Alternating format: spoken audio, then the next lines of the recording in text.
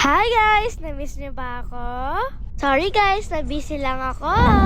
By the way, nasa Quiapo pala tayo. Hi Naring B! Sa mga kabataan dyan, huwag kayo puro cellphone ha. Tapos sabay tanong na, Anong ulam? sabi dinudumog talaga si Neneng B. Kaya lumipat na lang muna tayo dito sa pusit. Yummy! Grabe, ang sarap niyan. Nakawalo ata ako niyan. Grabe guys, ang sarap-sarap talaga ng suka din yan. Sa kapate? Yellowy. Ayan, nandiyan naman si Lola Nene. Ayan, bumili kami ng mangga sa kanya. Baka mamaya may kalaban.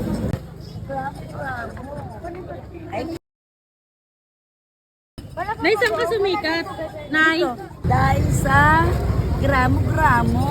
Yan, napakakulit nga po pala ni Lola. Quality daw ang asin niya. Kuha ka na dyan. Gusto mo? Yung sa akin nga po pala, hindi ko na pinalagyan ng bagoong. Mga sim kayo guys. Grabe, ang sarap ng asin no. May camoy powder pa. Apo ko yun. Tataw sa mga kabataan dyan. Ma, anong ulam? Huwag ka pa cellphone ha. Ayan, picture muna tayo with Lola Nene. Thank you po.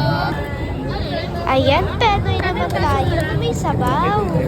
Grabe, isa to sa favorite kong kinain. Itlog na lang yan eh. Pero yung tita ko, Gina G, kasi hindi daw mainit. Demanding ka, te. Pero grabe, ang sarap niya. Buka mo pa. Hindi na siya mainit. Yan mo, nagde-demanding pa din tong tita ko. Grabe, matakam kayo sa kinakain ko. So, ayan guys, sinanay ko din yung baga ng Kung si baka. Neneng B po ay pinipilahan, ito po, dinudumog. Kasabihan po natin dito, di baling mabulunan, wag lang maubusan ha. Mabilis lang po maubos yan. Woo! Baga po ng baka. Grabe, masarap yan. Nakadalawang cup tita ko. Yummy! Ayan, mag-takoyaki naman tayo. Ang takaw ko, no? Pero na-miss ko talaga mag-voice over. By the way, ang tinikman ko flavor, octo cheese, crab stick. Ay, lahat pala tinikman ko. Siyempre, hindi uso sa akin ng diet. Kayo din ba? Char! Ayan, bumili din po pala ako ng pomelo. Yummy! Favorite ko yan, guys. 80 pesos nga lang po pala yan. Fave ko yung dalawang fruits na yan. Sobra. At tara, puntahan naman natin ang trending na palabok dito sa Quiapo. Siyempre, sulitin na natin. Ayan, magkatak tayo ng kalamansi para dagdag flavor. Okay naman po siya, pero medyo matabang lang. So, kaya ayan, nagpatak ulit ako ng kalamansi. So, tara, tikman natin. Mainit pa kasi. So, ayan, dapat talaga hinihipan.